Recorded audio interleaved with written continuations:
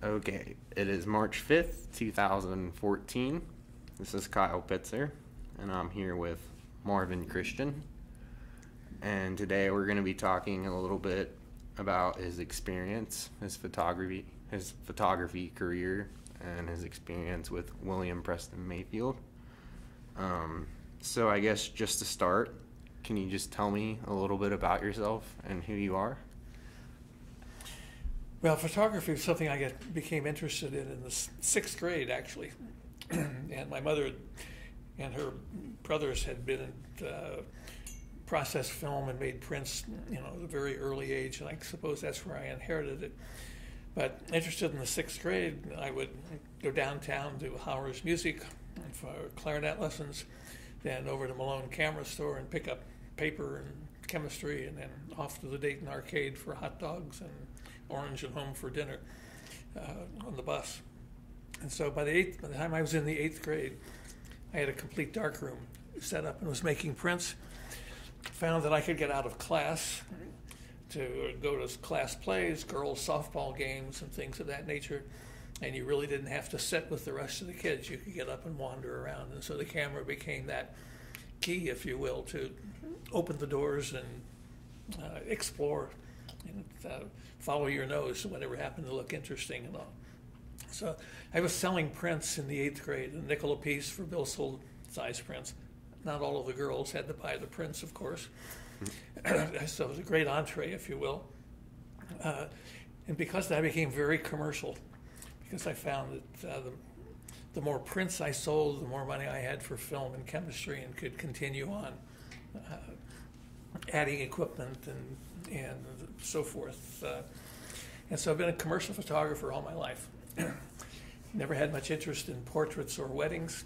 Done a few of those, enough to swear off. Would bring my kids into the studio about once a year for a portrait, and that would be more than enough. So it's always been commercial, industrial, corporate, advertising, that kind of photography. For many years I had my own studio with a staff. We did all of our own color printing, processing, primarily for commercial accounts locally. You would know Mead Paper and Top Value Enterprises and Dayton Power and Light and so forth. And Wright Kumler Company, later on Shillito's, plus just dozens of individual tool shops and design companies. And later on, did a good bit of traveling, did photography on the IndyCar circuit, traveled with Ringling Brothers, Barnum and Bailey Circus. We would go producing slide presentations. These are the days when the big ones had 12 to 15 slide projectors, Kodak carousel projectors, which just ate up a lot of photography. And more than one trip to the Bahamas where we'd fly models in, spend a week shooting on the beach and in the restaurants and all of the tourist places, if you will, for their promotion board down there. And in a typical week, I would shoot anywhere from 90 to 100 rolls of 36 exposure film. So it's been a pretty wide career. I would throw in photography for the Dayton Ballet, a fair amount of theater photography, and for many years was photographer for the Amateur Trap Shooting Association in Vandalia. About 40 years worth there, where we covered the tournament with all the winners and trophies and so forth. In a nutshell. So, what's the difference between commercial photography and the other kinds of photography? Well, my description, commercial would be advertising, corporate and industrial, compared to portraiture, kids photography, weddings, and that kind of thing. The best way to put it from a financial standpoint is that a wedding photographer might do your wedding and then maybe come back a few years later and do some of your kids' pictures, but that was it. But if you had a good corporate account, they might need photography every week of one kind or another, whether it's slides, black and white, banquet coverage, new promotions, new products, and so forth. So it was a steady income, a steady continuation of the business, if you will. And corporations tend to pay rather quickly, and so that helped with the cash flow, and that puts you into, shall I say, a pretty good neighborhood. You got to meet a lot of people, and one recommendation led to another. So from that standpoint, it was a nice, steady business. Were there a lot of other photography companies in the Dayton area? Oh, of course. Several studios much larger than what I had. I specialized in a few. I did not do a lot of work for advertising agencies. It was primarily the corporate accounts that mattered. I couldn't tell you now, but there were probably 20, 30 other photographers listed in the yellow pages at the time. And I tended to have the cream of the crop, or the really very good accounts would be a better way of putting it. Why was that? Well, because in some cases I checked their Dun & Bradstreet rating. I wanted clients who could pay my rate. If I found another photographer was charging more than I came back and raised the rates. Never cut prices. We might find a less expensive way of doing something. But, it was a very well-paying profession, if you will.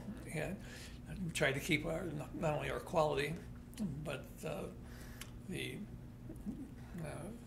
conception that people had of us that we were a first-class operation, delivered on time and on schedule, and and kept it under budget. What were the biggest challenges you faced in keeping all this going? Oh, the U.S. government paperwork. No one enjoys that kind of dead time. If you're into photography, you want a camera in your hand, and the time required to spend with just plain office procedures, employees and payroll and government forms and so forth. It was on the bottom of my list of things to be interested in. Just to clarify, when was your career span? Well, I started in the 6th grade, which would be back in the 40s. Studied photography in New York in the 50s. Put 4 years in the Air Force as a photographer. And before I went in the Air Force, I'd worked for Bill Mayfield at Mayfield Photos. And when I came back after 4 years, they had a position open. And, excuse me, was there a couple of years. It was a family business, and they were pretty content with where they were. They weren't moving quickly ahead. I mean, they were staying up. They had good clients and were staying up with things, but they weren't setting the world on fire. And so I had an opportunity to go to NCR as part of their photography department and spent 3 years there. And while I was at NCR, some of my old clients from Mayfield were calling, asking if I would freelance and pick up where I left off. And one thing led to another, because those folks were writing purchase orders and they had to include sales tax, which meant I needed a license then to collect from the sales tax. And so I kind of backed into having my own business. And so that was in the 60s. And that I continued to work with Bill Mayfield on special projects, and occasionally he would loan me equipment that I didn't have. And eventually in 67, he had called and asked if I could come down and talk with him, and he had talked about closing the business, and was I interested. And so one thing led to another, and I ultimately ended up buying all of the physical assets of the studio, and that included equipment and the vast collection of negatives and prints and things that are down at Dayton History now. So during the span of your career, how has photography as a field, as technology, how has that changed? Well, I wish digital photography were called something else, because I grew up in the wet paper, the wet darkroom with it, and there's been such a tremendous change from that style photography to digital. Maybe a good example would be Bill Mayfield, who did a lot of 8x10 camera work. I did also, but as a kid, I would see Bill around town with his big camera taking street scenes and so forth. And if you think about it, you've got a big, heavy camera, a heavy tripod. You're using film holders that have 2 sheets of film to a holder. So after you've set the camera up and you've got under your black focusing cloth and you've focused, you're inserting that holder and pulling the slide, making a shot, and maybe expose the other side. Now you're talking about processing that negative and making prints. So if you didn't know your profession and you messed up any step along the line, you would have to go back and redo it again if you had the opportunity, depending on what the subject was. And so you really became a craftsman at your profession. Either that or you ended up with problems that you couldn't satisfy the client. If you couldn't produce the product that they want, sharp images, creativity, that kind of thing, they simply didn't come back. And you lost the business. And once you had that problem, it was very difficult to get it back again. So you will find in the Mayfield Christian collection at the park that there will be shots of a particular bank, perhaps downtown, where there's 30, 40 different negatives taken over the years, but nothing of the building next door, because he wasn't paid to do that. And if you wanted to do it, that would mean moving the camera, refocusing, doing this whole procedure again. So with that kind of background, you think about digital photography today, the small cameras, the cell phones. It's click, click, click, click, click. Shoot 40, 50 pictures if you want, and pick one, or whatever, or maybe you don't even use any of them. So there's a big difference. There's a lot of photographs being made that are, what's the best way to put it? They're photographs, but they're not necessarily creative masterpieces, if you will. They've exposed a lot of megabytes and gigabytes to images, but not necessarily much time or effort has gone into an individual shot with setup and pre-thought as to how you wanted it. So how did a person generally learn this craft? Did they do like you did under a mentor, or? Well, usually there were darkroom kits. Sears Roebuck, for example, had a little contact printer that included some trays and chemistry and whatnot. And I don't recall now, it was $13, $14 or whatever, so, and an instruction book came along with it. But there were also numerous camera stores around town that you could go in and get advice. That they were looking at selling paper and film, so naturally the better you were at it, the more materials they would sell. And my favorite spot was Malone Camera. It was convenient and it was in my downtown path, if you will. So I would generally take some prints along and ask for comments. And this is where I learned about more contrast in the various grades of paper and types of film and so on with experimenting. So a lot of time was spent just making test exposures and trying different methods. So that you understood why this worked, what additional exposure and less development and so forth, and how it could affect the final negative, which in turn affected the final print that you did. Today's digital cameras, and I should really include the phones there. It's truly amazing, the technology that's there, and it's really kind of a know-nothing situation. You turn it on and point it and push, and you have an image of some kind, because the camera's doing the focusing for you, adjusting the exposure. In one sense, it's a no-brainer from that point, compared to where you needed to know every single step along the line to end up with what you wanted. You can still do some very nice things with the digital cameras and the phones, don't get me wrong there. And a lot of professional photography is being done with digital cameras. So it's a great medium, and it certainly saves a lot of the time that was saved up front in shooting it is now being put into the computer. that instead of going to some extra effort when you made the shot, you don't worry about it. You take care of it when you get back. And for example, if we were shooting a building for a brochure or a promotional piece, you would make sure that trash in the yard was picked up or that leaves were gathered. And you would have contacted them ahead of time. They would have trimmed the shrubbery, mowed the grass, and you stand there and watch the flag until it flew in the right direction and you made your shot. Well, today you don't worry about that. You take care of it in the computer. So you can, it's tough making a distinction at times between a photographer and a computer operator as far as that final image is concerned. I'm glad I went through the period that I did, but I certainly enjoy the shooting with the digital camera now too. It makes my life a lot simpler also. So would you say photography now is less of an art than it used to be? Well, art is in the eye of the beholder. Yeah. I grew up where there was a need for the photos I was being paid to shoot. They're going to fit into a brochure or a slideshow or an annual report or be hung on the wall or whatever, or for a display exhibit. So there was an ultimate goal for almost every exposure.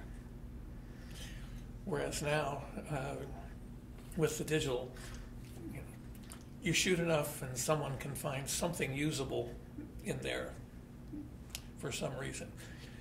Professional photographers today are still shooting for the brochures and so forth. They have a goal. But we were talking today, and I forget how many billion photographs have been made in just the last couple of years. Exposures might be a better term than just photographs. So I think a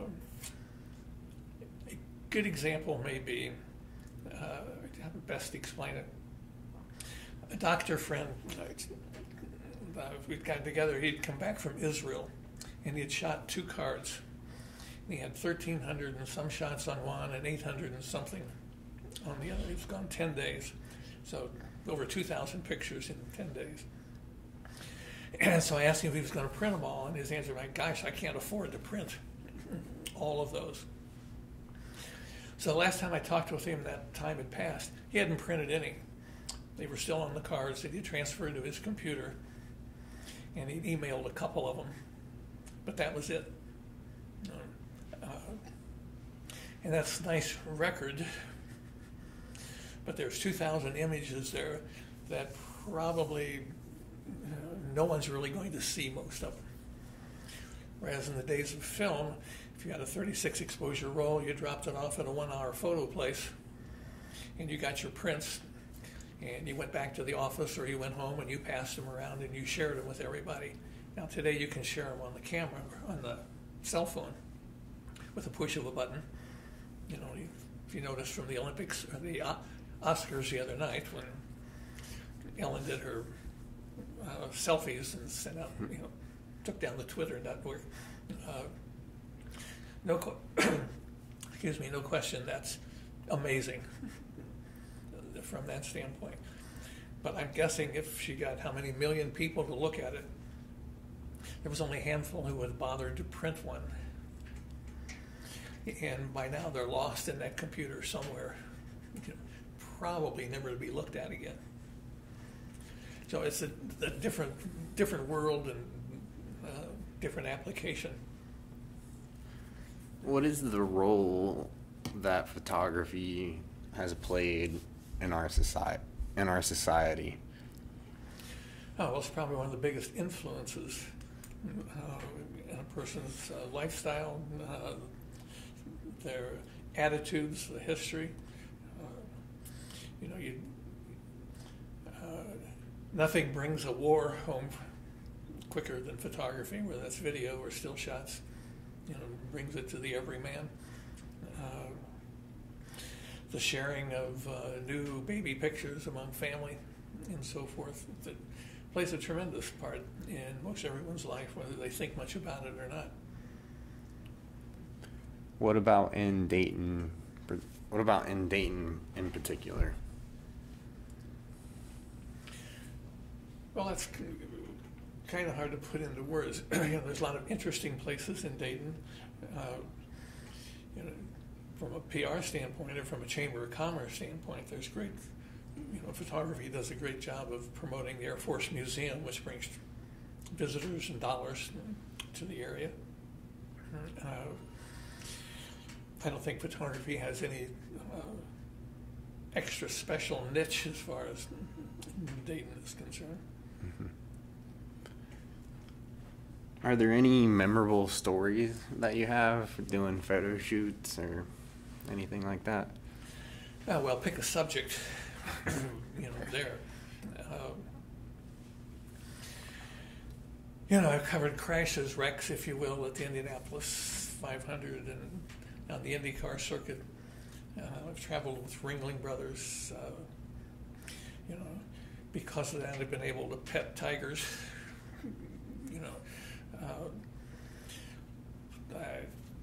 Circus, for example, winters in Florida, and they rehearsed next year's shows, and had an assignment down there for a couple of weeks. So I just took the kids out of school, and the whole family went. And while we were there, our youngest daughter became ill and was put into a children's hospital.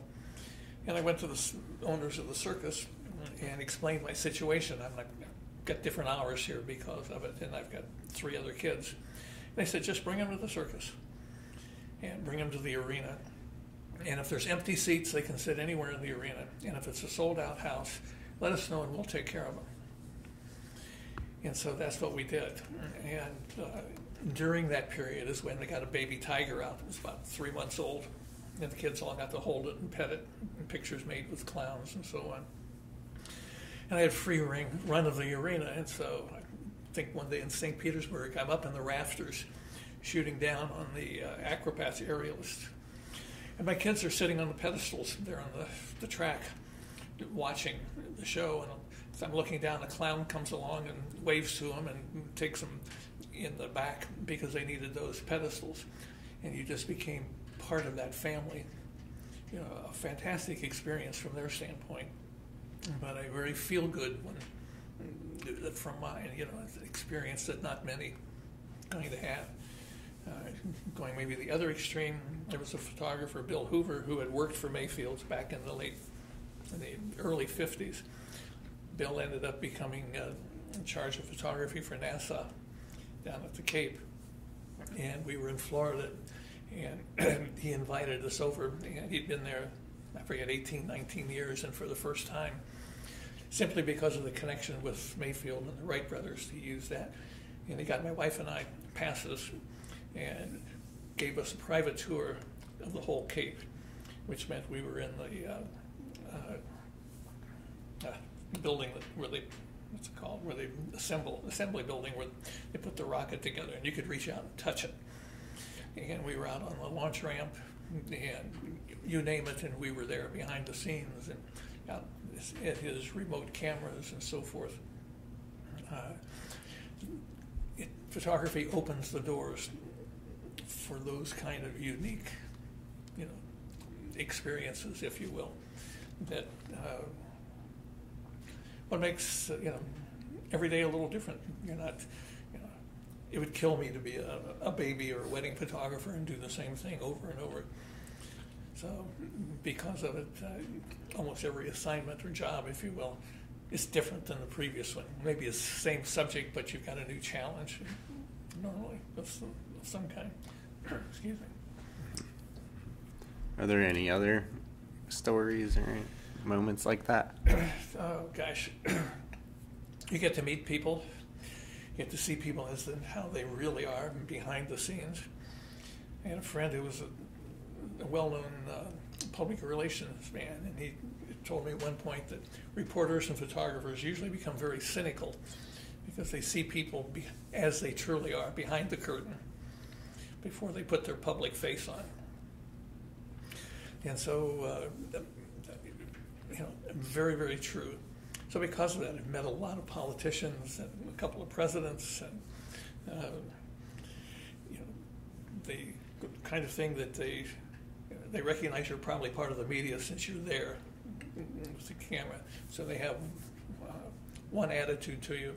But in private settings, when maybe you sit down and have a cup of coffee with them, or whatever, you're just one of the gang, and you see them in a different light. So that part has been fun and interesting, and some people that I thought were real jerks turned out to be nice, and vice versa with it. What do you think your photographic legacy's gonna be? Mine? Yes. Well, I think the fact that I maintained the Mayfield collection and promoted it over the years, and I made a lot of money on it. Quite frankly, we sold a lot of photographs of early historical things for room decor, calendars, books, and so forth. I think the fact that I was able to maintain it together. And I don't know if you're familiar with Dayton's Walk of Fame. It's right over here where they've got the blocks in the street, or the sidewalks, with the famous people from Dayton, Meade and Kettering and the Wright brothers and so forth. Well, thanks to Jim Nichols, who was with the Dayton Daily News, we have a plaque out here just across the street for Bill Mayfield. That he's become part of history. So I think, in the collection, I've got a couple of good photos, I think, but this collection of what they have about 80,000 images will live on, and that I feel good about that they just didn't get split up or dumped, or someone acquiring it hoping to make something commercial out of it. Dayton history, they use the materials they have, and they've already produced images in calendars and some printed materials and things. Mayfield was very commercial, and like I said, I have been all my life, so that's a good feeling. It'll be there for everybody, and they just received a grant to work on the collection, which means it'll be even preserved better than it has been to this point. So is that leaving that legacy, is that what kind of motivated you to donate it? Making money. Very simple. I was commercial, and it's not like I don't know what I would have done from a digital standpoint, because you download it and you clean the disc and away you go again. If I didn't sell prints, I didn't have money to buy more film in grade school, in high school, and that was the goal. The better you became, the more money you could charge, and the larger clients that you looked for, and you get paid for doing what you love. Doesn't get any better than that. You might have already mentioned this a little bit ago, but how did you get into photography at such a young age? Well, some new neighbors moved up the street, and there was a fellow my age. His father had a portrait studio in Springfield, and his father had died. This is the 6th grade, and we were playing in his basement. No idea what games or whatever, and came across all the darkroom stuff that he had, and I was curious about it. And I knew my mother and my uncles had been doing that kind of thing for a long while, and it just seemed like a good idea at the time, and turned out I was right. So I probably would have ended up with it anyway, doing it. It's just that happened to be the trigger that summer. With it. I think a lot of younger people today don't really fully appreciate the process of actually developing a photograph and how they used to do it. Well, there's no need for it. They don't appreciate the old hand crank telephones. Yeah. Certainly no need for it. I think people who want to start an interesting hobby, because there's still film and paper available. You just can't go downtown and pick it up at the camera store anymore. It takes a little effort. But as long as the Amazon or the internet is working, you can find film and paper. You can still do the old processes, including some of the very early ones. And so if someone is looking for an interesting, challenging hobby, and very maddening at times, it's certainly a great place to start. But you need a dark room.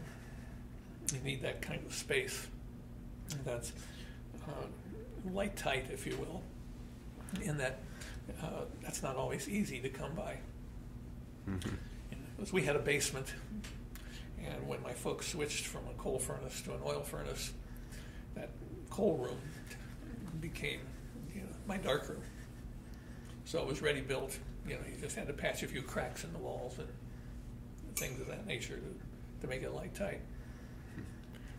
I guess what I meant by that question is, what are all the steps you had to take to go from shooting a picture the way it used to be to processing it in a dark room to actually getting a photograph you could hand to a customer? Oh, well, regardless what kind of, we're talking film cameras now. Mm-hmm. Regardless what kind of camera you had, whether it was 35 millimeter or 120 or box camera, the big view cameras, whatever, essentially the same process. I mean, you figured that you selected your subject, you figured how you were going to crop it, what you wanted to show. You worked on your exposure as to exposure can ultimately tells the effect that you're going to create, fast shutter speed or a slow one if you want to show motion or blur. You made those decisions. When the time was right, you tripped the shutter. And eventually you removed the film, whether it was a sheet film or a roll of film. And we talk black and white. That's simple. And, in the dark room, you unloaded it. If it was roll film, there were reels and tanks that you could put chemistry in. Wind it onto a reel. Film went into deeper tanks with hangers, individual hangers, for example, for each sheet. You had selected the developer, whether you wanted a high contrast one or a soft, lower contrast one. Those decisions are being made. And how long and at what temperature you're going to process the film, because that can affect the ultimate negative, like your exposure would have. There's a lot of agitation in the developer through whatever time frame it happened to be, 5 minutes, 14 minutes, depending on the developer and film. Film got rinsed, washed, then into a fixer that eliminated the background, if you will, the opaqueness to the film, fixed the image permanently, and then it went into a wash tank and you washed it. One thing from the Mayfield images, glass plates that he photographed exposed in 1910 will be good 100 years from now.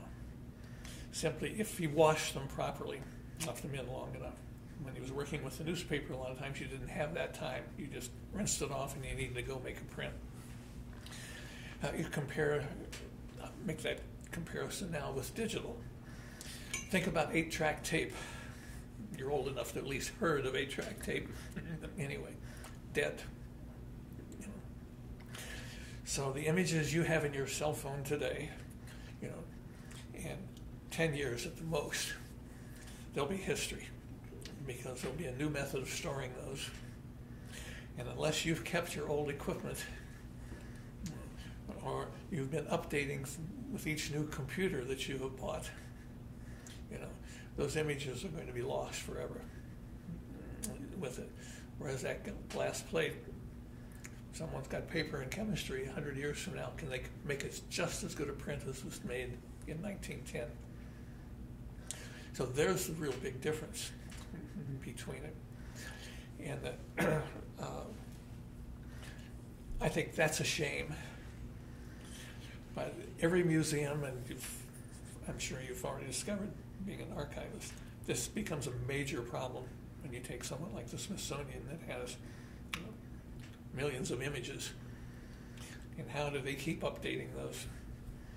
And if you just go back from whatever, floppy disks, to now how many you can put on a thumb drive or a flash drive, how little space that takes. What's it going to be? You're doing movies with cameras now, with less space than that thumb drive has. So who knows, will you have a reader of that information? 10 years is probably way out, maybe 5 years or less, because there's, CDs became the hot thing, and then it was DVDs, and now, the next step has been Blu-ray and so on. So, and you may not even own it. It's going, depending what you've done with it, it's in a cloud somewhere, right? Available to you worldwide if you've got the right password or combination. And you can share it worldwide with a click or two.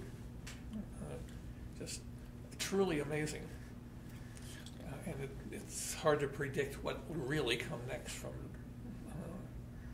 There's going to be a lot of ideas and a number of things that have been proposed, but what's financially possible for the general public, that's another story. In class, we were looking at a lot of interesting artifacts that you had. Could you talk about some of those? Such as? What did you like? That photo enlarger. Oh, the big wooden one? Yeah. That one was in the enlarging room at Mayfield's downtown. Walker Clothing had a store with entrances on both First Street and Main Street. It's around the Harris Building. The building is still there. There's architects in there now, I think. But Mayfield had the 4th floor. And they had one long black and white. Well, they had a couple more than one dark room, but one was designed just for enlargements. And that particular enlarger hung from what looked like miniature railroad tracks from the ceiling. There were, think about this, 14-foot ceilings there, because this was in the top floor. And bolted into the ceiling were these railroad tracks. And the camera hung from that, and it was dead center in the room. So, depending on the size of image that you wanted, determined how far back you pulled the enlarger from the wall. It was horizontal. Kodak produced paper in 40-inch widths by 30 or 100 feet long. And so you would project the image on the wall, focus it, and it was a big plywood wall with tape down showing where the 40-inch widths were. You'd project it, focus it, and then put the paper box on the floor, pull it up, pin it in place, cut it, expose it, and take the paper and go to the sinks, which are equally the size of this table here, 45 inches long. And as you'd put up wallpaper today, you would roll it through the chemistry to process it and hang it up to dry or lay it out on blotter paper to dry. So when I bought the company and moved it out, I didn't have any way of redoing that because that was all custom made. And there was probably 20 feet of track. And there was just absolutely no way I could make that work. So the stand that it is sitting on, I bought that because it's a little lower than it was originally. But that was an easy way to move it out. So as we printed things later on in my dark rooms, why we had guidelines on the floor as to how you line that up with that similar panel on the wall. And you just moved it back and forth depending on how large, just like you'd move a projector back to enlarge the image. The fun part, if you will, the first day I worked on it, it took 2 people to focus. One would have a magnifier up on the wall when the image was projected. And you'd have someone else back at the enlarger to turn the focusing knob. And you'd use the magnifier to make sure it was sharp. You can see the grain in the film being projected when it was that large. But the carrier, if you look at that enlarger, will rotate. You can, it's a little brass knob on the side that you can rotate it around. And in general, with any new employee, when you had them up on the ladder and they were leaning way over to check the focus in the dark, usually some wise guy would take and just turn that knob a little bit, and while you're leaning, the image would move on you, and you slapping the wall to hold on to keep from falling. So that's that enlarger, and it's huge glass condensers if you've taken it apart or looked inside. And that enlarger would go back to the 20s at some point. Mm-hmm. What about the like those firing caps they had that? What? I don't know. There were little caps with. From the flash powder. Yeah, that's what I mean. In that collection, there's any number of flash guns, and this would be like magnesium powder. And you've seen plenty of the old westerns where the guy's under the camera he's got these black cloth and he's got the flash gun held up to the side. And the way you made the exposure is just like with flash bulbs or electronic flash today. Shutter comes open, you fire the flash, and it closes. So those cameras had what they called a bulb setting, that you open the shutter and just let go and it would close. So as I said, to make the exposure, everything was lined up. You'd push it and fire it and let go. Most cases in the movies, they are using it outdoors, which you really didn't need. That's for visual effect as far as the films are concerned. Inside, when you use that, depending on how much powder you put on, you could leave black marks on the ceiling. And Mayfield had talked about going into like a new restaurant to do a group shot of some kind, and even though it may not be the best camera angle, they would set it up near a doorway.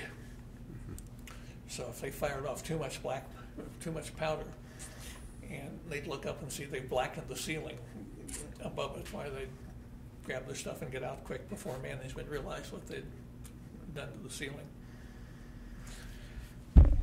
You could put a lot of powder in that and really light a huge area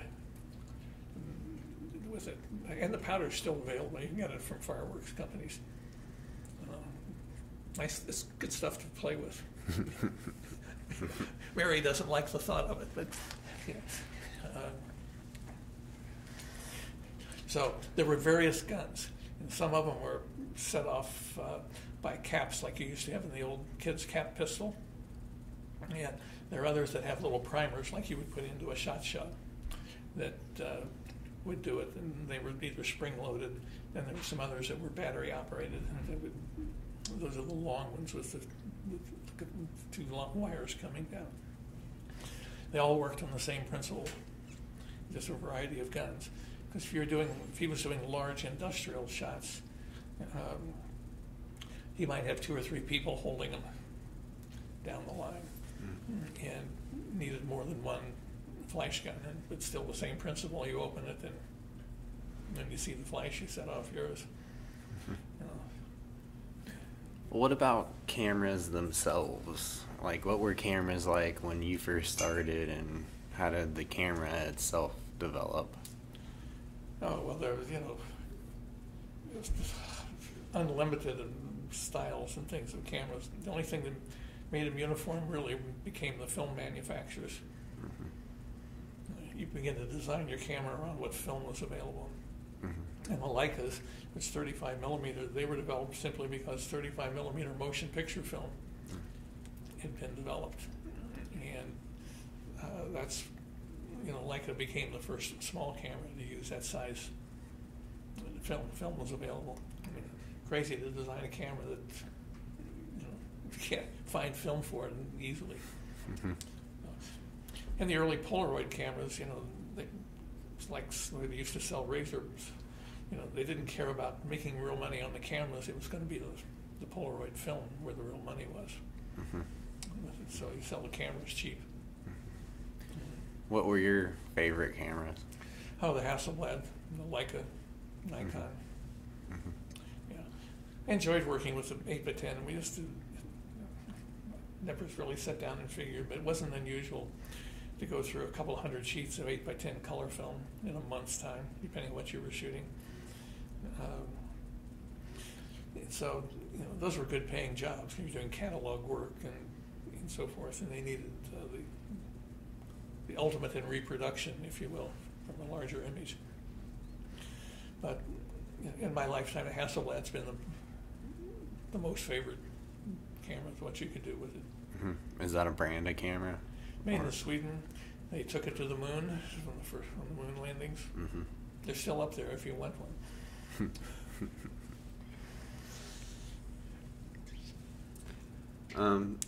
So let's talk a little bit about Mayfield. Okay. What was he like?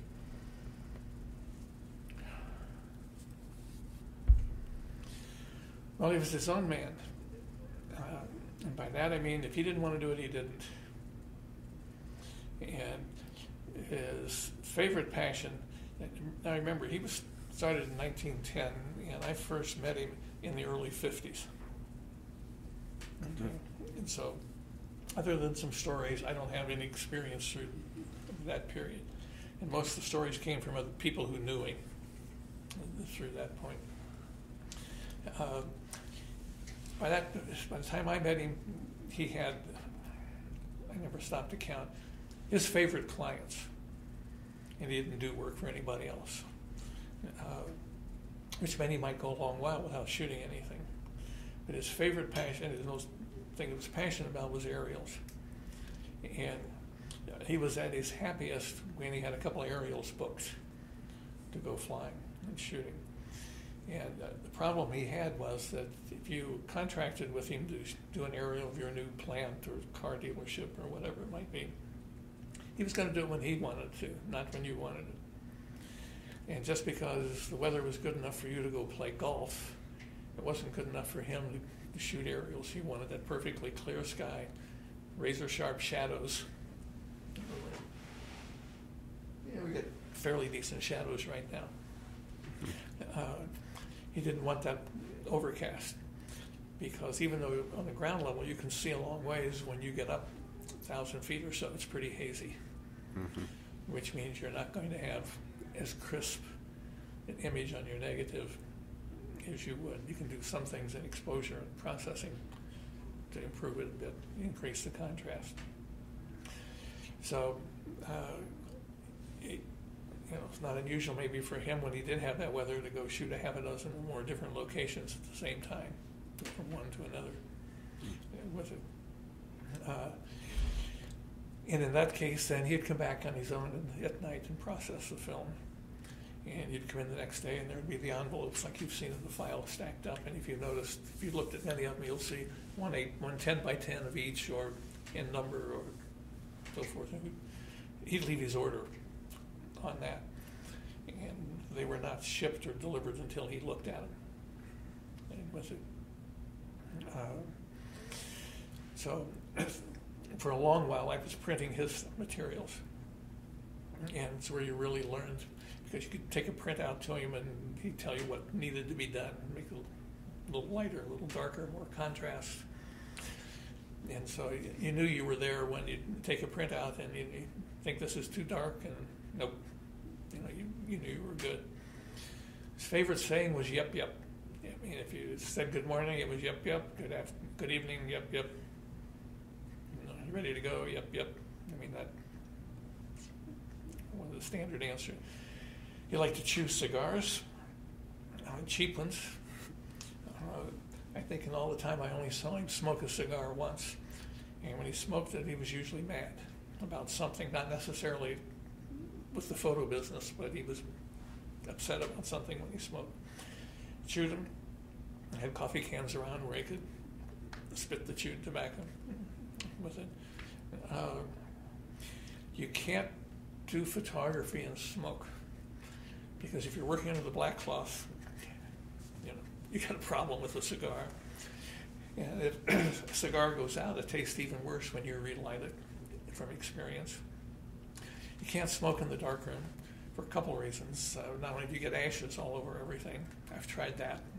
That doesn't work. But you don't get the same effect because you don't see the smoke. And now that's I never really smoked cigarettes, but smoked cigars.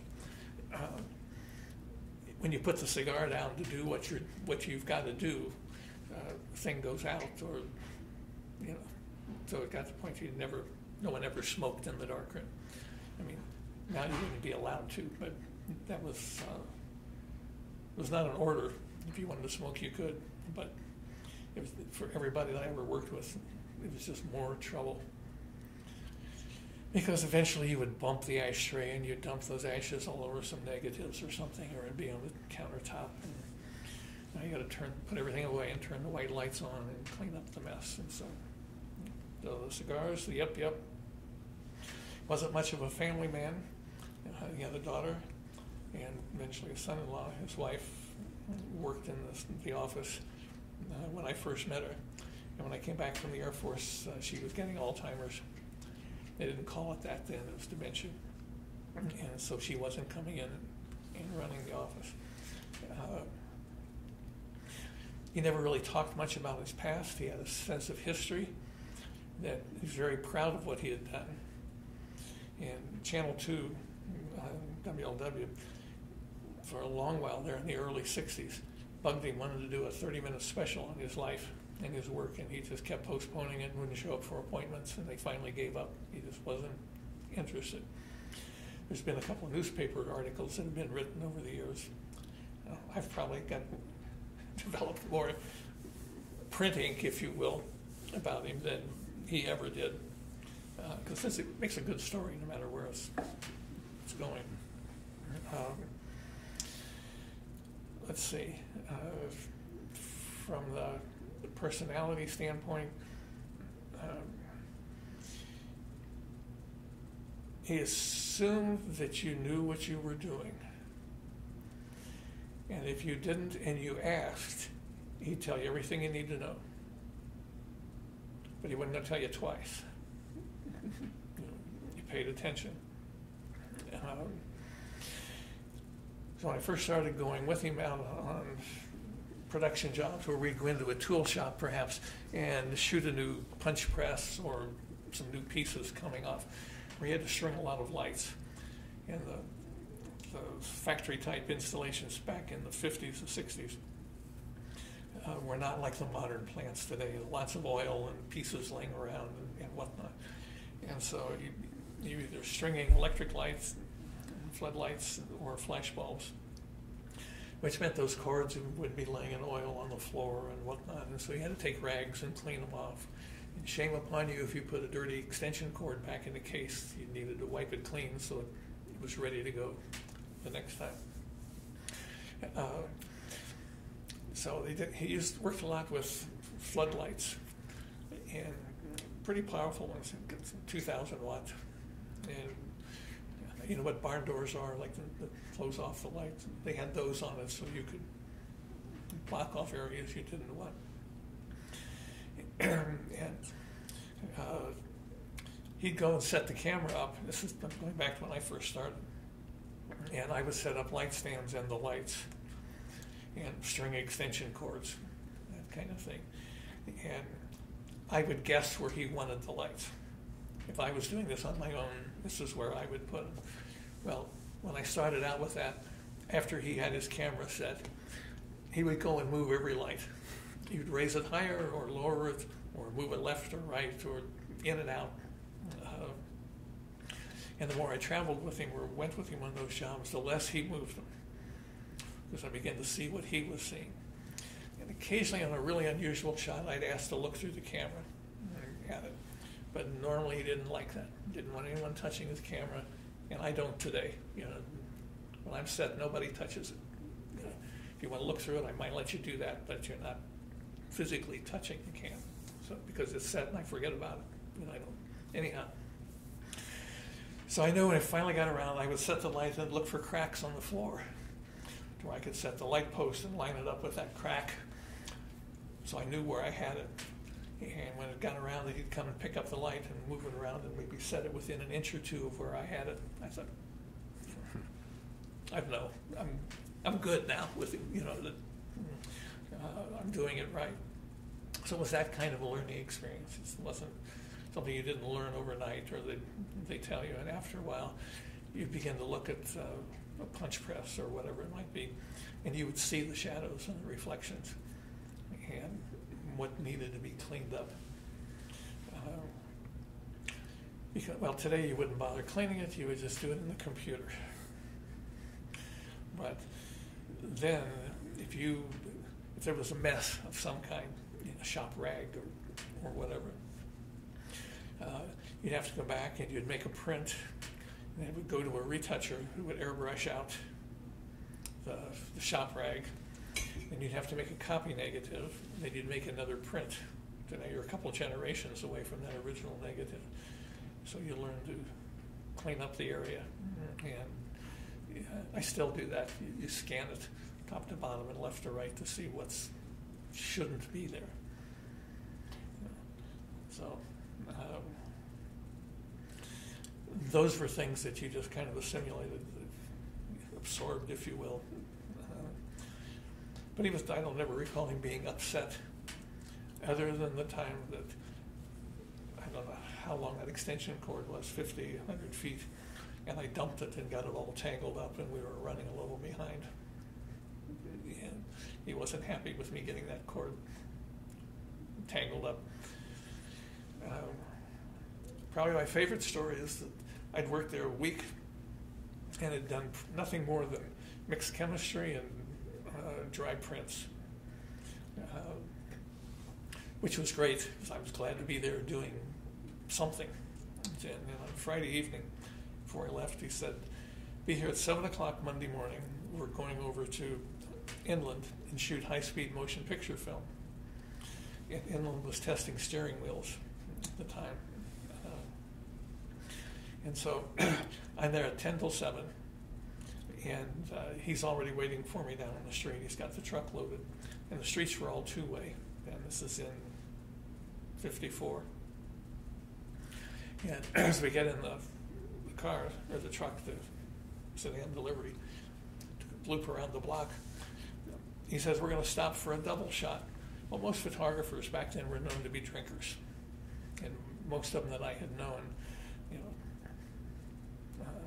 weren't bashful about the booze. And in fairness, reporters and photographers worked long hours, uneven hours, depending on news stories and whatnot. So there was a lot of drinking going on. And Mayfield's reputation had preceded him. You knew that he was among that group. And I'm thinking, as we're driving down Ludlow Street, thinking, I'm 19 years old, it's 7 in the morning, I've had a drink or two, haven't had any breakfast, and I'm finally getting to go out with this guy all day long. And now I'm starting the day off with drinking. So we get down to Tom's Tom Tom Club, which would have been between 5th and 6th Street on Ludlow. And we go in, and I'm trying to figure out what I can drink that get me through the day here. And we go up and sit at the bar, and of course the waitress knew him and said, "Mr. Mayfield, what do you have?" And he says, "I'll take a double shot of coffee and a couple donuts." And I'm, the day is saved. Never saw him drink on the job, never. But there were several times when he wouldn't come in, and you would guess that he had other plans.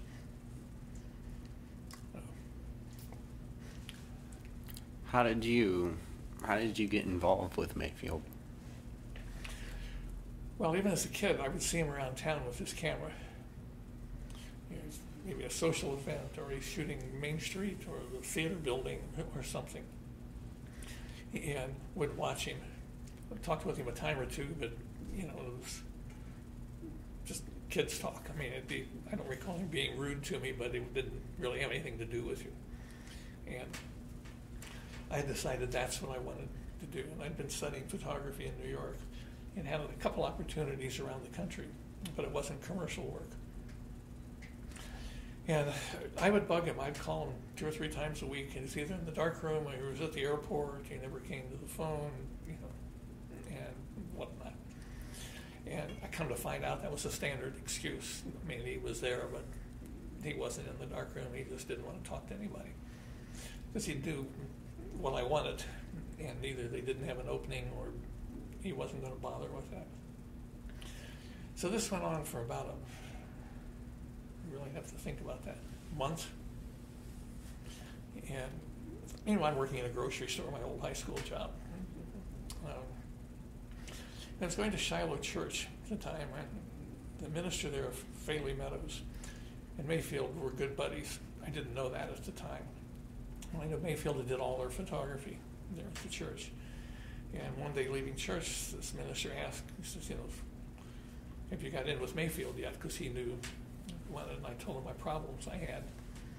So he just smiled, didn't say anything, and he says, well, keep trying. And so I think Monday afternoon I called, and it was, Mr. Mayfield will see you Tuesday morning. Be here at 8. And what had happened, Meadows had called and said, you need to talk to this guy. I went in Tuesday morning and got hired. I mean, it just, once again, networking, back in the 50s, it was just kind of dumb luck that he happened to ask that question at the time.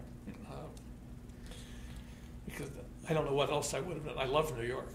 I would have loved to have stayed in New York and knew a number of photographers up there. But the draft was in effect.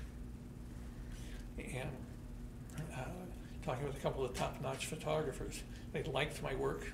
They liked the creativity to it, but you're the wrong age, because they've hired too many guys, and after a year and a half, they get drafted, and they got to start all over again with it.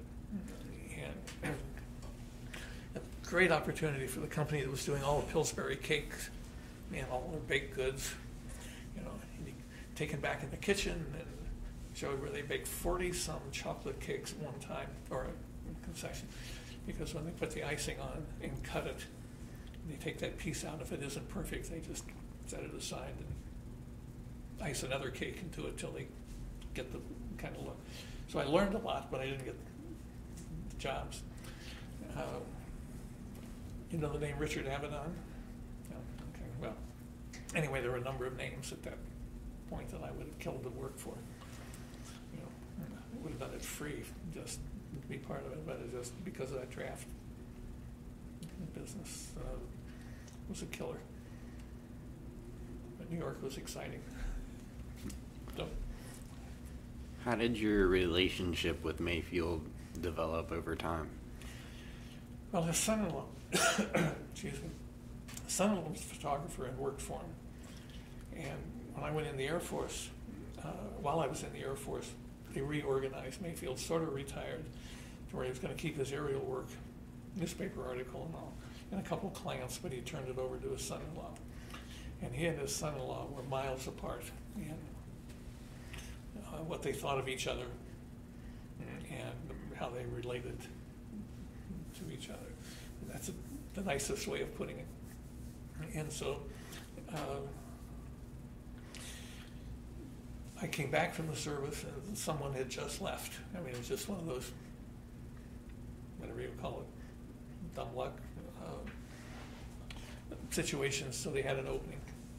So I went in and didn't need to learn anything new, if you will, because of all the past experience. So I started taking over some of the clients that whenever Top Value had something or Mead Papers, and they would call into the Mayfield office, I would get the job to go to handle it. And the more I was doing, the less the son-in-law did. And he had a sailboat, and he was just as soon not hang around there and go sailing. And so there were a couple of occasions when, I'm working on another project, and a client would call and saying, "Where's our photographer?" Because the son-in-law never showed up with it. I'd drop what I was doing and go do that, and then come back and work late and finish my project. So Bill saw that. It was very helpful from that standpoint. And I worked a lot with him in the studio when he was arranging parts. He's at the camera, and I'm shoving things around on the floor to line it up and move them in and out and prop them up and that kind of thing. So when the opportunity came to go to NCR, I took it. And then I started getting these calls from Mayfield's clients saying, "We're not getting it, do you want to do it?" And so I did, took some things on. I was accustomed to charging big prices, more than what Mayfield's were, and the business just kept building. And because of that, when I'd come across aerials, I passed them on to him. and we'd sit around and talk photography. And if I needed equipment, if I had an 8x10 job, and at that time I didn't have an 8x10 camera, he just loaned me one of his, in spite of his son-in-law. So we became good friends from that standpoint. So when his son-in-law decided to leave, that's when he called and asked if I would come down and talk to him about taking the business. And because it was a family business, I did not want to buy the business. I bought the physical assets. Nothing to do with their paperwork in any manner, shape, or form, but all the physical, the negatives, cameras, the whole works. So we moved it out to my studio on North Main Street, and he would come around then, and the roles were reversed. I would be up on the camera, and he might sit on the floor and move things around. He just loved being into photography. And he'd bring magazine articles around, and maybe he'd go 3 weeks and you wouldn't see him, and you'd see him 2 or 3 times in 1 week. It's just always a pleasure. And he always had something new or interesting to talk about. Did you see the latest stuff from Nikon, or was it constantly keeping up to date with it? So that's really how it came around to me. I don't know how many other people he may or may not have talked with. I was doing the photography at the Grand American Trap Shoot at the time, and Trap Shoot's gone now. Are you familiar with it? Mm-hmm. You know trap shooting? They throw the clay target out and you Oh, yeah. Okay, you see it off of cruise ships and that kind of thing. Well, this was the World Championships out here. Yeah. Another photographer, Tom Peterson, who was at NCR, head of their photo department, and I would do the photography. He'd take his vacation that week. And you'd be there at 7 in the morning, and maybe the last one would leave about midnight, and film was being processed during the day and prints made for the press and so forth, and you'd be back out the next morning with it. So Bill called me on a Wednesday night before the Grand to talk about, it's the first I'd heard. My wife had twins, daughters, the next day. Trap shoot started Friday, and Tom's wife had a son on Saturday. So it was a real circus there for a while. But things worked out, nicely, and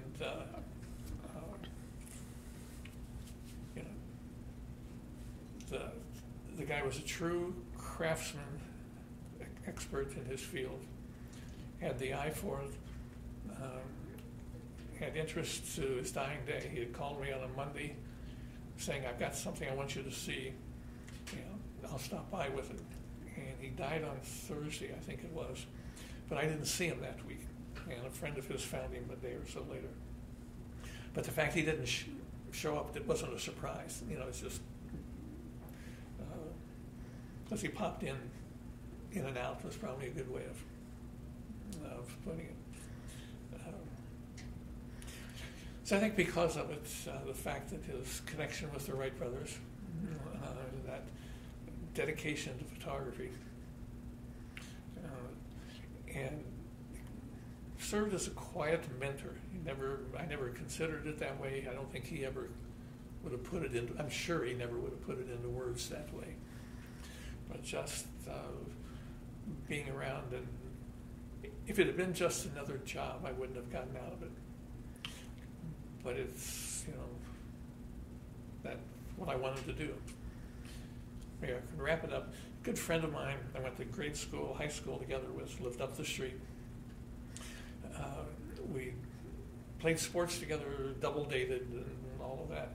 John went on to Harvard, became a Rhodes Scholar, and just retired here 2 years ago from Iowa State, head of the microbiology department. Very, very smart individual, goes without saying. And he stayed with us here last summer. He said, in all the years, I'm the only person he's ever met who knew what they wanted to do in elementary school and followed through. And I probably get at least 2 photo-related emails a day, at least, if not more, and a couple magazines online, still have subscription, so hardly a day goes by that I'm not looking at something photographically, whether it's new cameras or techniques or trying to figure out how people did things. You know, it's been that lifelong interest. And other than being an internationally famous Formula One race driver, this was the next option. So you've definitely felt like your life's been pretty fulfilling through photography. That's the kind of thing I could share with the family, because I might have this studio work, but Mark had a soccer game. So we'll go to the soccer game, and I'll go back after dinner and do the studio work. So we've been able to share that kind of thing, and I've taken the kids along on jobs. Take them out of school because it's just something interesting. My youngest daughter had an interest in the ballet, so if the Dayton Ballet's dress rehearsals, one or the other, I'd pull her out of school and we'd go to theater. I mean, it doesn't get better than that, when it comes to being able to share it with the family and have those kind of experiences with your kids. Do your kids take the same interest in photography that you do? No. I just insisted that they know how to work a camera, so we someday would get good prints of the grandkids. Now they've all got digital cameras, so you get pictures of the grandkids. As far as Mayfield, how is he generally perceived by the other people in Dayton? I think most of I'm talking his period, not mine, but his. I think most of them were very envious. He had the biggest name in town. There were a lot of other good photographers, commercial photographers. That I think because of his technique or his experience and the way, the approach he took to photography, he was considered the best in this part of the Midwest, from Columbus, Indianapolis, all over. I just lost my thought. He mixed his own chemistry. You'll find in the collection any number of chemical books and notes that he's made. And he learned that even if you bought Kodak developer out of a can, if you added a little sodium bisulfate to it, you would get this, and sulfide would give you that. You could make it contrasty or whatnot. So he had his own techniques from that for customizing processing. Today, probably, most any decent camera you pick up is going to have great optics. But back then, we're talking the teens, the 20s, through that period, they varied all over the place. You would never find two lenses that were sharp, that would match. And so when he bought camera lenses, he would order 6, and he'd run his own tests. And depending on the type of lens, he might keep 2 of them. If it's something he used a lot, he'd keep 2. There would be no need to do that today, because there's no way you and I could run a test of a Nikon lens and tell one from the other. But he would simply do it by shooting negatives and processing and making prints or magnifying glass. He would know which was the best. And there was such a wide range in coverage. Today, a lens, if you've got an 8x10, the lens, depending on which one you pick, will cover it all evenly. Well, back then, it might be brighter in the middle than the edge. You'd have fall off, as they call it, around the edge. And it would vary depending on how those optics were poured. Or there might be an imperfection in it that would cause something problem. So his selecting the very best and buying nothing but the best equipment helped give him that edge. So I think as it goes, I've dealt with photo houses, stock houses all around the country, and with auction houses and whatnot. And I've heard it said, that he would rank right up there with the very best. Only he was doing it in Dayton instead of New York. And he never really cared that much for publicity because he was as busy as he cared to be. Whereas the New York photographers were continually promoting themselves. They had a lot of competition. but we're continually involved in things. And he would never, ever would have joined. Well, he had belonged to a camera club very early days, but in his commercial, the prime days, he never would have joined a camera club of any kind. Are there any significant stories that you remember about Mayfield?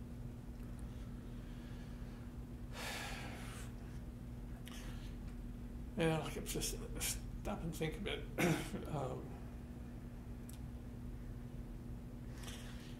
We've talked about the Tom Tom Club.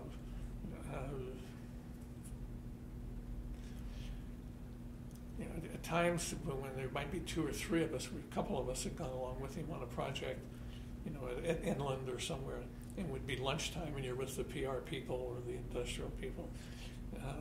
He'd prefer not to go to lunch. He'd maybe sit on his camera case there where we were shooting. And it wasn't because he wasn't hungry, he just wasn't sociable from that angle. On occasion, if we might have done a banquet up in Troy for Hobart, and where he's got 2 or 3 or more of us along because of all the lights and things, on the way back we might have stopped for a beer that he bought. And the only time he ever would have had food with him was if you were out on location, and it was that time. And he would rather work than have lunch. But if the clients have taken a break, he doesn't have much choice, So, he had a couple of buddies at the airport. They were very good friends. And they would work on, he had 2 airplanes at one point, and they'd work on the airplanes together. So, he had these ups and downs, and I'm sure that looking back over it, he would have smiled. Maybe a good way of putting it. I told you the guys drink a lot. One of his fellows who worked in the darkroom, Ralph Neidlinger, had said they'd been out. They had always had a couple of favorite spots where they would go, and they'd get to drinking and they would lose the truck. I forget where they left it. And it got to the point that they'd come in on Monday and they would tell Mrs. Mayfield, the truck's been stolen. We were on this job or whatever, and somebody stole the truck. And she'd call the police department, and they had, I think, 3 different places they'd go look first because they were just down the street from so-and-so's bar or whatever. It's still there. If you're familiar with Woodland Cemetery? I know of it. Okay, well, there's a couple like dead ends right there, which would be 2 blocks from a bar. They would tend to find the truck there. And these were sedan delivery trucks, which were about the size of, no one really makes anything quite like that now. Well, Chevy had that, what was it, HR?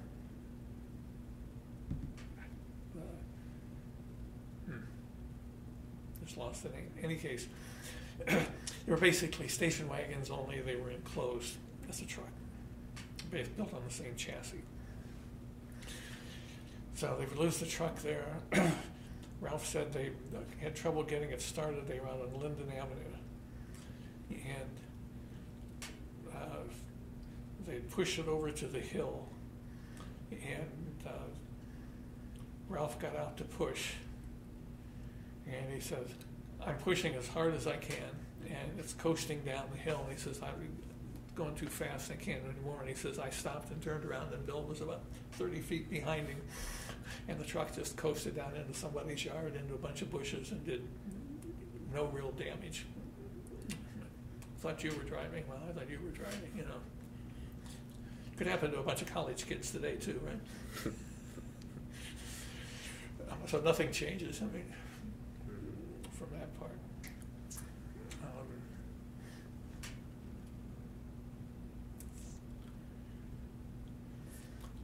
During World War I, when he was working out of McCook Field,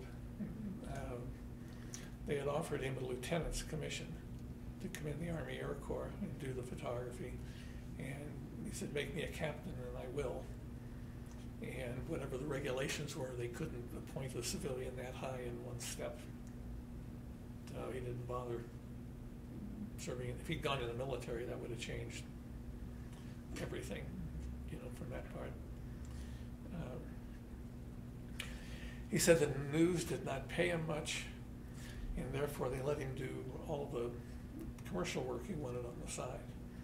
So he was with the news from 1910 until 37, 38, 39, I forget which year now. And so it's what really makes the collection so unusual. Most photographers specialize in something. And weddings or landscapes or whatever. So you've got the photojournalism because of the newspaper.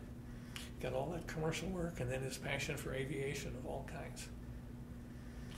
So that's what makes it very unique.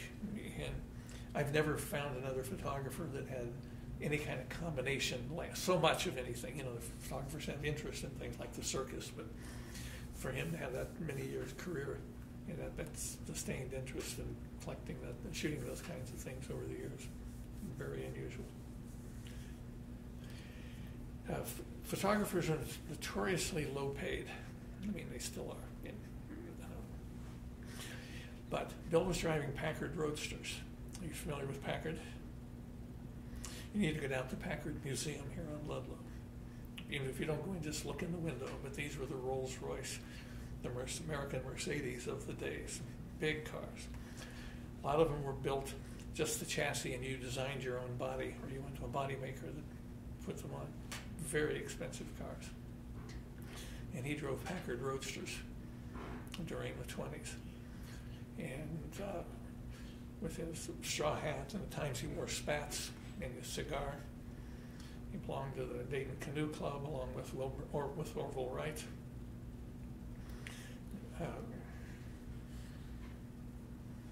What else? He said he was sitting in a bar in Salem Avenue on Friday night, and the guy had sat next to him, a farmer, said, "Mr. Mayfield, I want to buy your Packard." And he says, "It's not for sale." And the guy counted out $650 and put it on the bar, cash. Bill handed him the keys. So he didn't need the paperwork that's necessary today. So goes back in the same bar Monday night, and another guy comes up and said, "I want your Packard. I'll give you $1,000 for it." And he said, "Wait a minute, I'll be back." So he went out to Trotwood, where this farmer lived, and said, "Here's $750. I want my car back." Made a $100 profit. The guy says, "It's too late. I cut the back end of it off and made a pickup truck."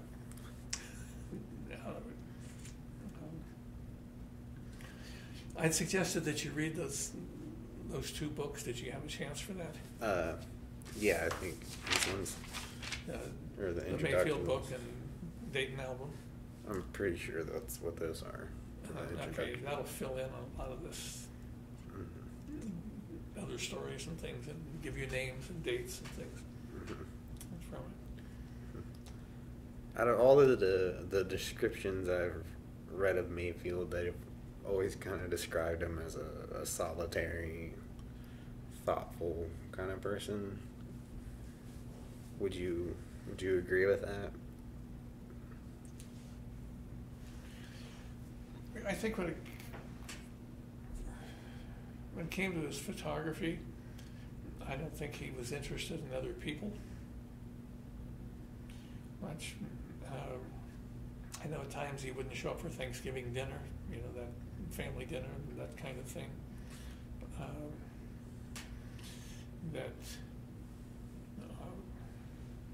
He was probably a guy who shouldn't have gotten married for the kind of lifestyle that he was leading. Those are my words, no one else's, but I think Mrs. Mayfield probably had a tough life at times. As a newspaper photographer, you're traveling a lot, doing a lot of things, and meeting all kinds of people and at all hours. And he's definitely not a family man, period. I mean, in no way, shape, or form. That Walker clothing, which was probably through that period other than custom tailors, would have been the most expensive men's clothing store in town. And they had the first 3 floors. And they had, well, now I need to say black. Back then it was a colored maintenance man. Janitor was the real term. But Harvey, really a nice guy. But Harvey did all the heavy lifting for Walker. And if Mayfield wanted shirts, he would just tell Harvey, give me a couple of sports shirts. And he'd pay him for it. But he wouldn't walk down 2 floors and go through and pick them out himself, whatever Harvey thought he would like. He'd find them on his desk.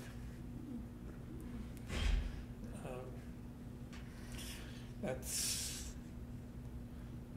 weird when you're living on top of a clothing store, you know.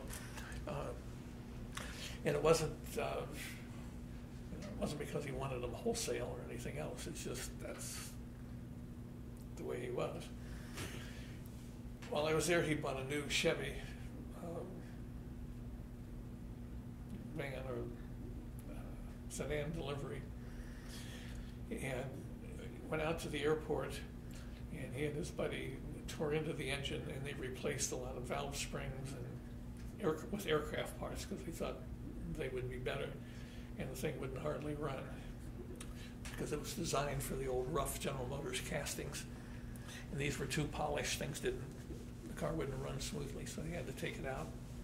Every one of his cars, inside each door, had a flashlight that you could just open the door and reach around the corner.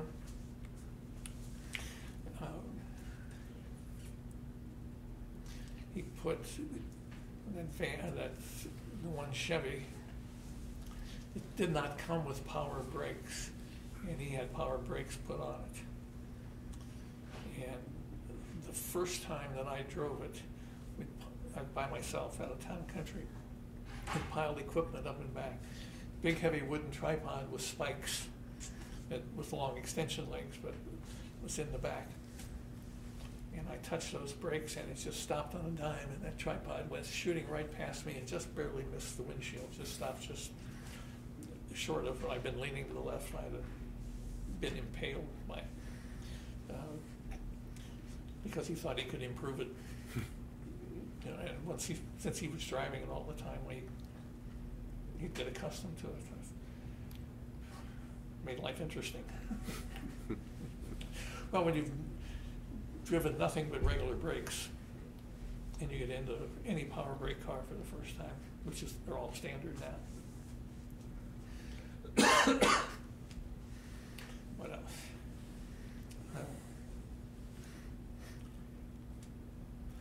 You know, he would. I don't recall him ever telling a joke. He would say some things that are pretty funny at times, or would give somebody one of his old friends and would rib him, give him a bad time.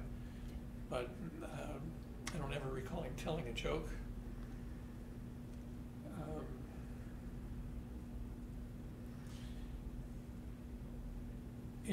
Many cases, if he had a problem, he would go complain to Mrs. Mayfield. That was talking about the studio time. Would complain to her, and then leave, and she'd come back and say, "Mr. Mayfield's upset because you did this order first and not that one."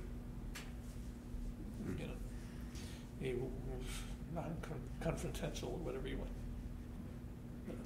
Let's try that one again.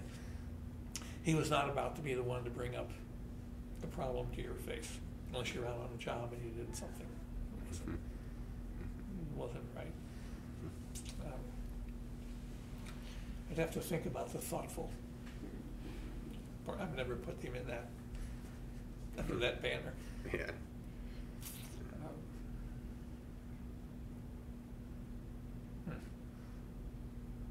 Kind of running dry here. What else do you have?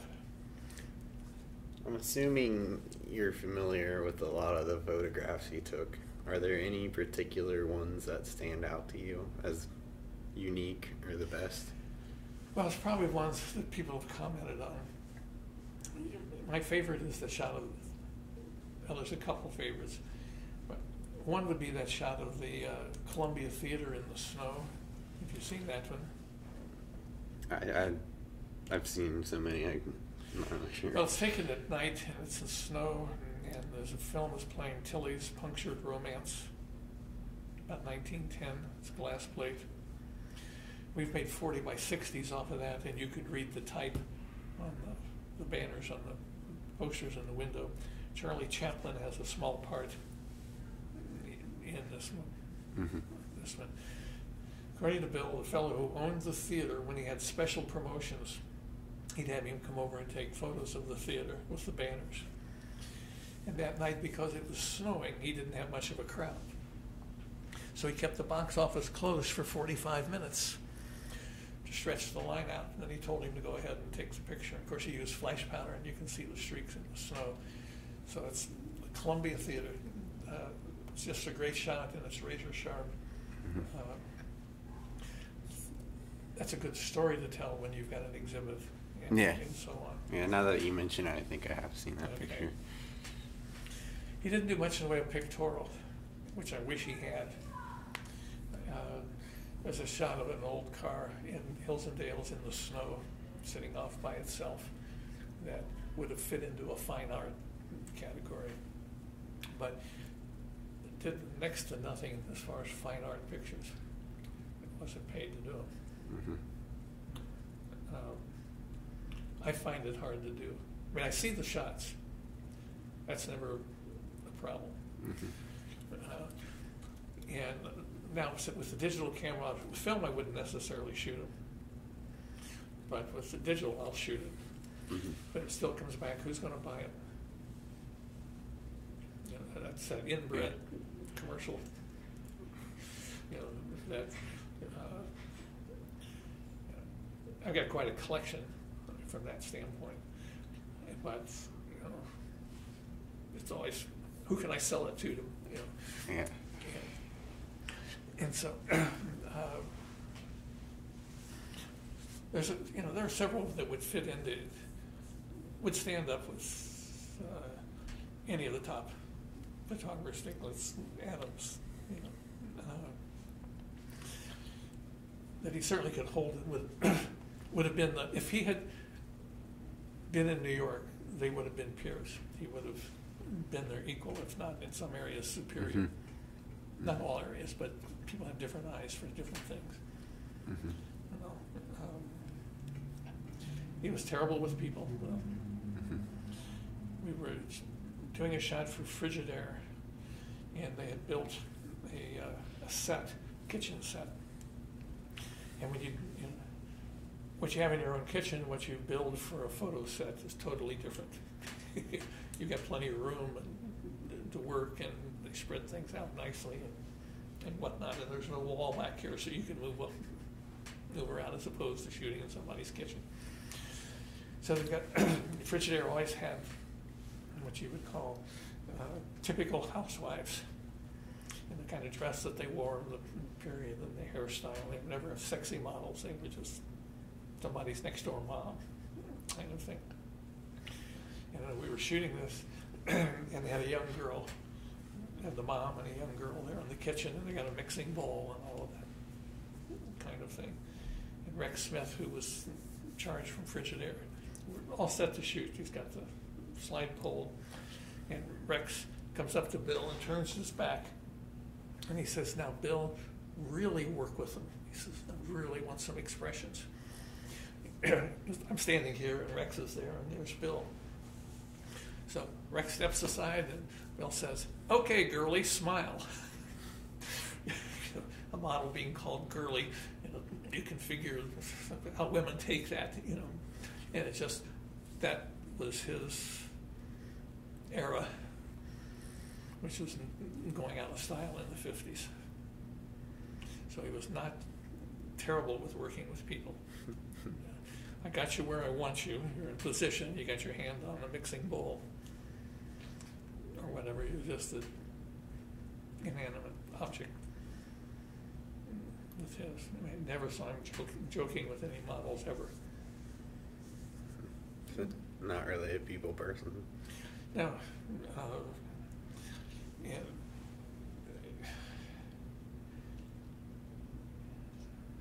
I'll probably think of another half dozen things, you know, an hour from now. But that kind of gives you the personality for the guy.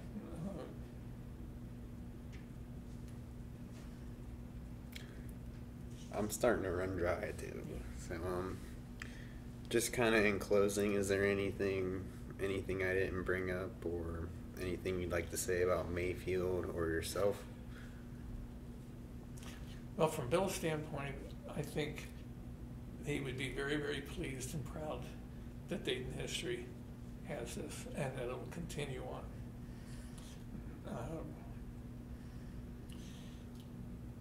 A friend of his,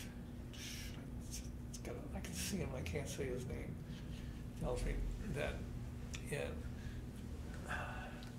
late 40s, the Columbus Dispatch did a feature story. There's copies of it in the file down there, of Mayfield. And in one of the banks in downtown Columbus, they displayed a lot of his photos. And Bill went with, it'll come out, went with this guy to look at it. He wasn't there when it opened, but they stopped by at the Columbus Dispatch, or at the bank, to look at the pictures. And why can't I say his name? They walked around independently and together, and he says, Bill never said a word. And he says, we got it back in the car, and he says, this guy was driving, he says, I started to pull out. Bill said, that son of a bitch was pretty good, wasn't he? And that's the only story I have ever heard of him complimenting himself or bragging about his work. He was very proud of it, but he never made a fuss with it. And so, only other story that comes to mind, when after I moved everything out, there were a lot of negatives in the file that were worthless. Product shots for catalogs of pieces and, this kind of thing. The company's no longer in business, and who needs a piece of, that, a picture of that or this, and it had no historical significance at all. And so this would go back into the late 60s, early 70s. Familiar with the Hunt brothers running up the price of silver? Well, all film has got silver halide. Film in those days was loaded with silver halide. And if you processed it right, you could get the film out and get rid of the film, but you could process the silver out and save it. There were filters that would take care of it. So on occasion, Bill would come over to the studio in the evening, and we'd get trash barrels, and we went through the files and threw out barrels full of negatives, to the point where the trash people said, only fill them a third full, or we're not going to take them because they're too heavy to put into the trash truck. And these are mostly film negatives, and never threw out anything of any kind of significance, because he had done just thousands of these kinds of product shots and all. And so we're into some glass plates. And I said he had a fantastic memory. If he knew you in 1920, he could point to a print and have your name. And he could look at some of those military or those McCook Field photos and say, this was Colonel so-and-so, and this guy worked for Boeing, and this guy was, I never knew this one's name, but he could go along with it. It was that good. Normally, if I would write him down in the back, he wouldn't sit there and do it. But if I would write him, as we come across that stuff, he would ID. And I still remember it. It pulled out this glass plate. And I don't know why we were in the glass. Anyway, he pulls out the glass plate out of the envelope and holds it up. And he says, that son of a bitch never paid me. And smashed it into the trash can. The glass plate would go back to 1915, 1920, and you're talking, 50 years later. And he still remembered he never got paid for that one. And don't do that. Another batch of negatives were lost. He had gone to Texas when Governor Cox received the Democratic nomination in 1920. He had gone down to do photography. And when he came back, he said he got off the train about 2 in the morning, and he debated whether to go home or to the Dayton Daily News, and he decided to go to the news. And he found that the city editor needed file space, and he'd had the janitors, black fellows, guys, go through cabinets and throw out glass plates because they weren't worth anything. And he says there were barrels full of them on the dock waiting for the trash guys to come and pick it up. It would have been a horse. He said, horse-drawn wagon trash, and pick them up. So we got the night janitors, and they took the barrels and took them back upstairs to the photo department. And they saved all of the good ones, even some that were cracked or a small piece out. They saved, but they threw out. He never really said how many, but he threw out way too many.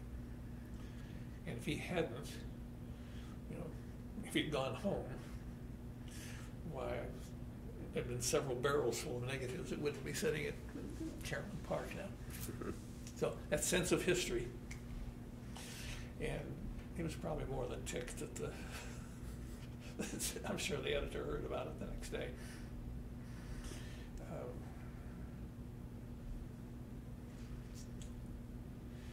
So other than that, if you come across something that give me a call anytime or send an email. Yeah. Just want to thank you for taking the time to do this interview. Okay. And for my,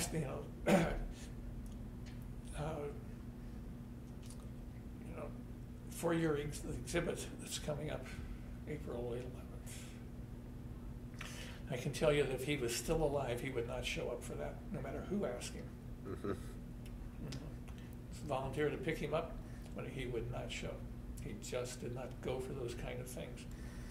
And if he was alive, he'd be sitting out at the airport, probably with cameras in his car waiting to go fly someplace.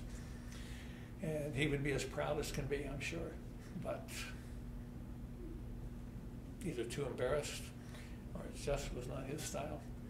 Mm-hmm. I mean, I've heard a lot of people complimenting, we'd go out on a job together and they'd rave about the last work or something of that nature.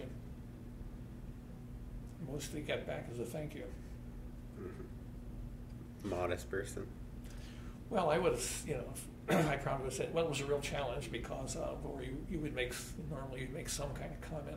Appreciate the opportunity to work with you, or,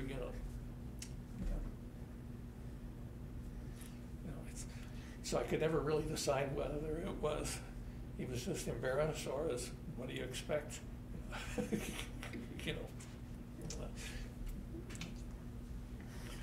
And so from my standpoint, I'm just very, very pleased that Dayton has it.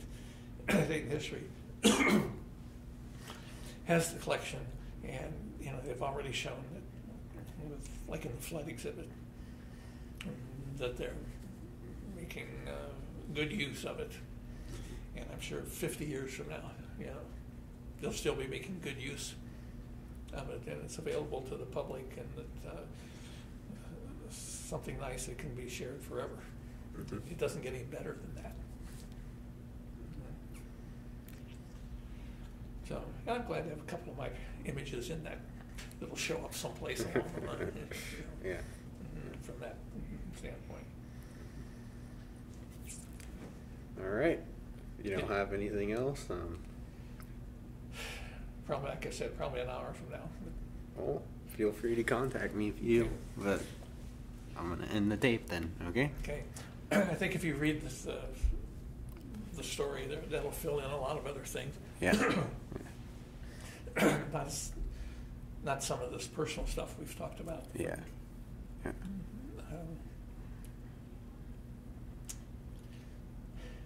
A lot of photographers. You still on? Yeah. A lot of photographers through that period worked for him at one time or another. I mean, it seems like everybody in town who was involved in commercial photography worked there, whether they got along with him or couldn't get paid enough or started their own business or whatever. That the ones that I knew had a lot of respect for his talent, not necessarily his business methods. Mm-hmm. Because he did what he wanted. And I think he probably could have kept some very good people in the studio if he'd have shared more with him, not only money, but from a personal standpoint. And a lot of good photographers came out of there. Why do you think he took a liking to you? I think he was born to be independent. And I think when he worked for the news, that was an independent job. You know, here, take the camera and go there. And came back and he had deadlines to meet. And no other responsibility.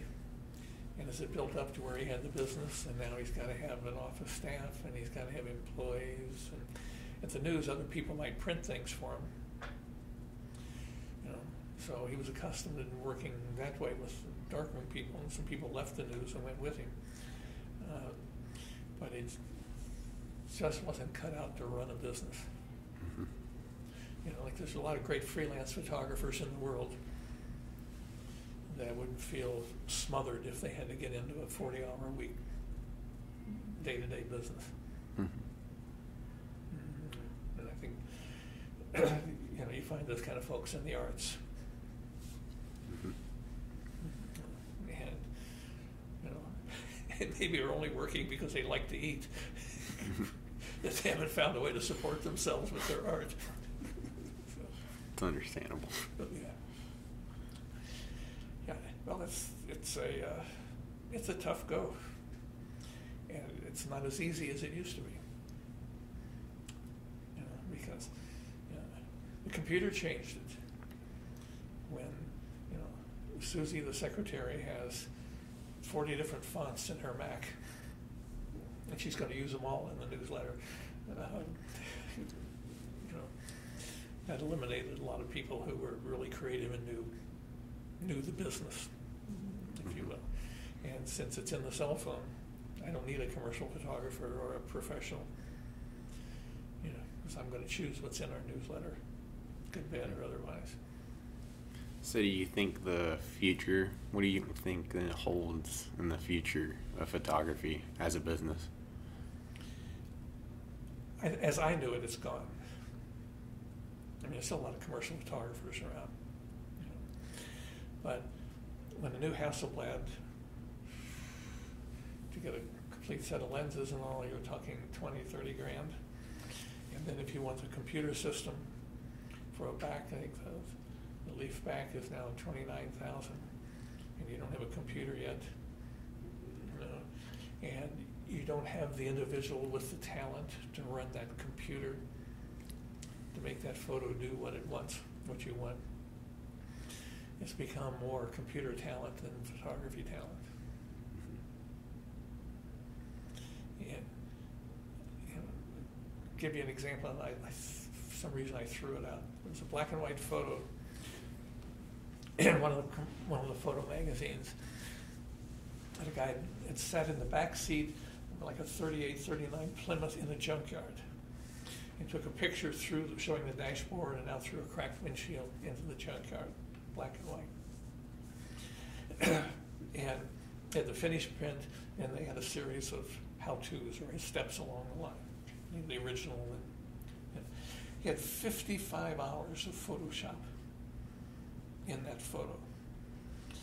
And you look at the original, and I think if he'd known anything about photography, he could have come close to this with the original shot.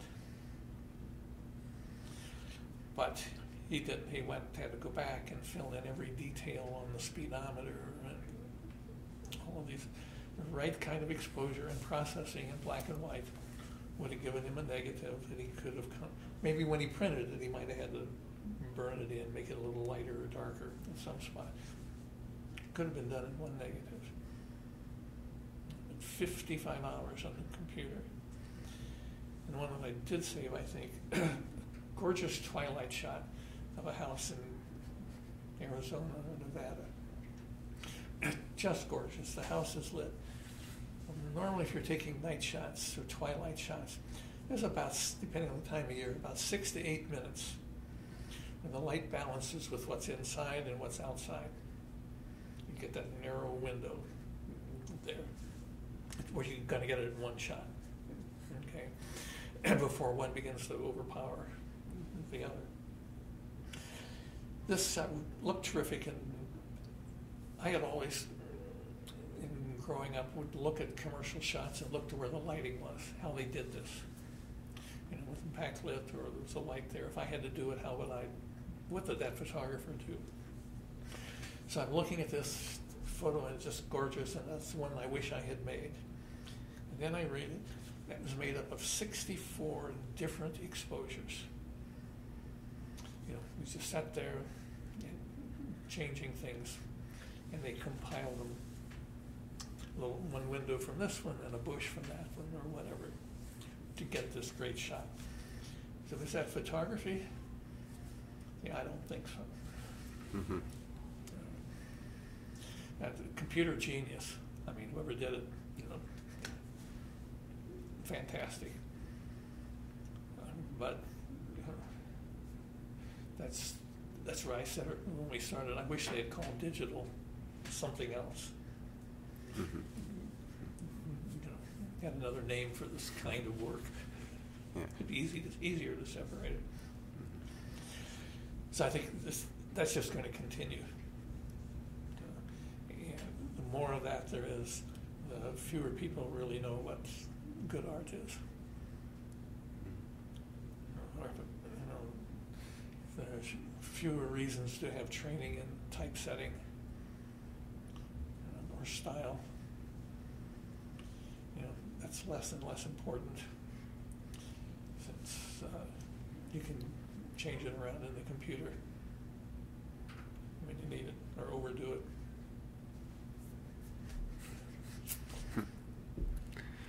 All right. If there's You get me on my, you know, my barrel here, and I That's lecture fine. for an hour and a half or 2 hours, whatever. No, that's good. That's a good time for an interview like this.